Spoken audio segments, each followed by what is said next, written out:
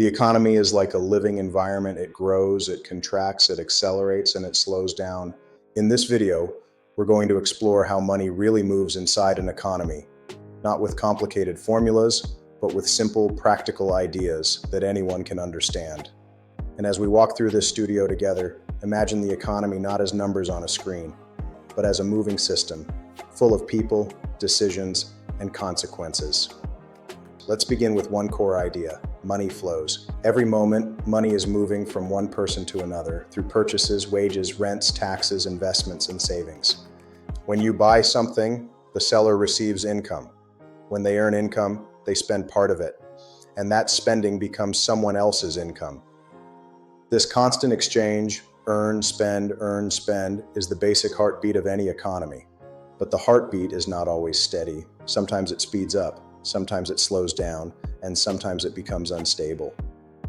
Understanding why that happens is the key to understanding everything else. Let's break down how spending really works. People spend money on two things: what they want, what they need, but they don't spend everything. Some of it is saved. Savings are important, but there's a catch. When money is saved, it stops circulating. If too many people save at the same time, the flow slows down. Shops sell less, businesses earn less, workers get fewer hours, and the cycle weakens. This is where banks and lenders enter the story. Banks take savings and turn them into loans. Loans put saved money back into motion.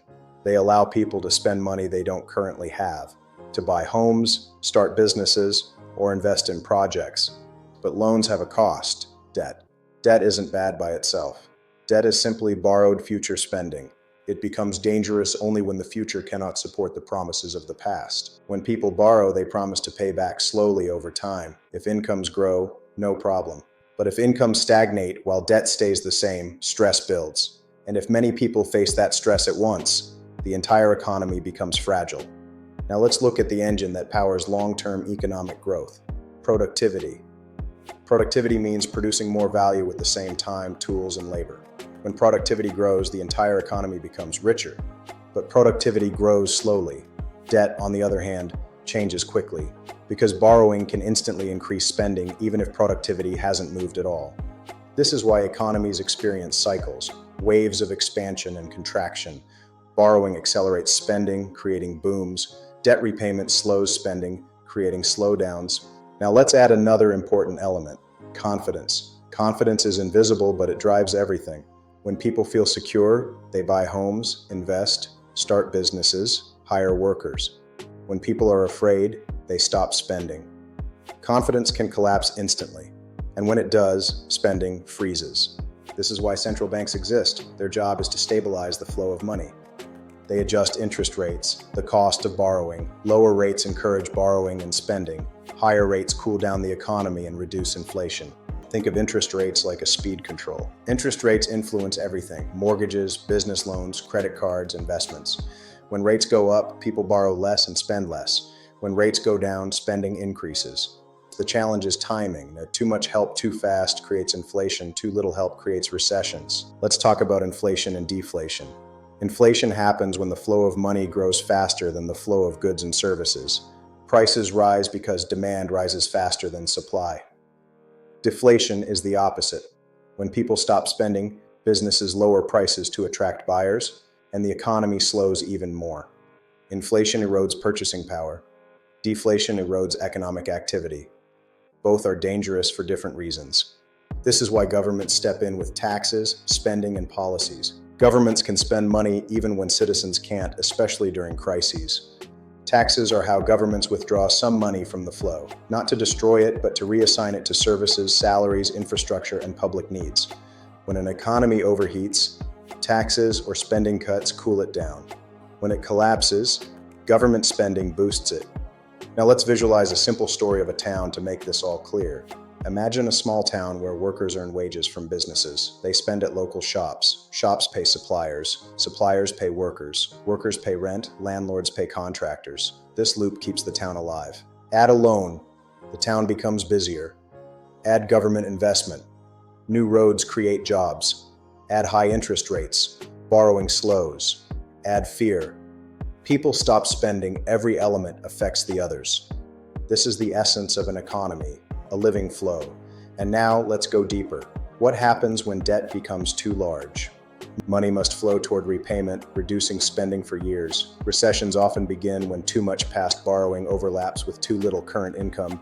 This causes business closures, job losses, and falling confidence. On the other hand, economies can grow rapidly when productivity rises. Innovation creates new industries. Technology increases efficiency. New tools allow people to do more with less time. Long-term wealth comes primarily from productivity gains, not from borrowing. But debt cycles and confidence waves make the short term unpredictable. This is why understanding the system matters for your financial future. Because when you see the signals, rising rates, slowing spending, growing debt, weakening confidence, you understand what comes next. Economies succeed when the flow of money is healthy, not too fast, not too slow. Too fast, inflation; too slow, recession. The art of policymaking is trying to keep the flow balanced. Now here's the important part. You can't control the economy, but you can control your position inside it. If you understand how money moves, you can make smarter decisions, earning, saving, investing, borrowing, spending, and protecting yourself from downturns. You watch interest rates. You watch debt levels. You watch confidence indicators. You watch productivity trends. You avoid overspending when everything feels euphoric, and you stay calm when the cycle cools down. This is financial intelligence, not predicting the future, but reading the present. So let's summarize what we've explored. Money flows through spending. Savings slow the flow unless banks lend. Loans power growth, but create debt cycles. Interest rates control the speed of the flow. Government spending stabilizes shocks. Inflation and deflation signal imbalances. Confidence accelerates everything, or freezes it. Productivity is the true long-term engine of wealth. And that brings us to you. Your place in this system matters. Understanding the flow of money helps you protect your savings, recognize opportunities, avoid traps, and build real financial strength. You're not just watching the economy, you're part of it. And now you understand how it moves. Welcome to Money Master Files, where we break down money, markets, decisions, and the forces shaping your financial life. Your understanding starts now.